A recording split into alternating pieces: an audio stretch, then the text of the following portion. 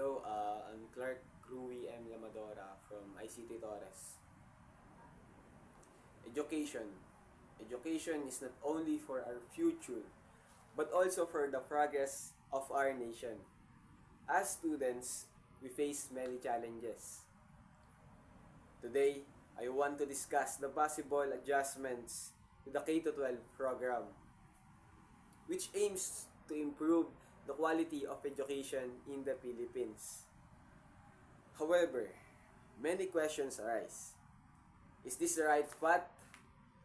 Or is just an additional responsibilities for students and families? Should we continue with this program or should we return to the old system?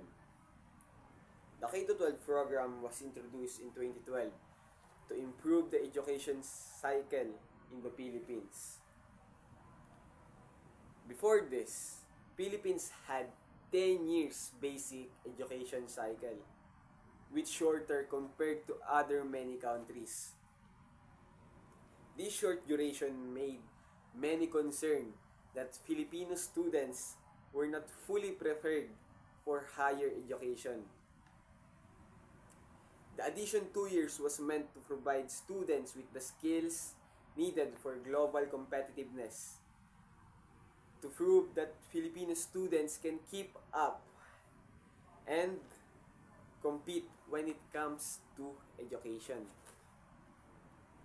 Senior high school allows students to choose specialized tracks like technical, vocational livelihood, arts and design, and academic tracks.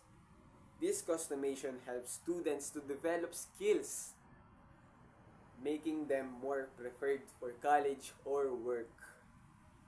In addition, K-12 making them aligns Philippines education with global standards, giving students necessary skills to engage and experience in the workforce. Those in the technical tracks, for example, can gain hands-on experience in areas electronics and information technologies. K-12 program was also its challenges. One of the major issues is financial burden places on the families, especially with the additional 2 years. Many public schools still lack sufficient resources and facilities, which affects the quality of education. Furthermore, students often feel overwhelmed with the increasing number of activities, outputs, and presentation. The transition to the senior high school has also led to confusion about career and paths, leaving many unsure if they will find job after graduation, particularly if they don't pursue to college. Instead of removing K-12, government should focus on improving it. Schools need better facilities, materials, and teachers training.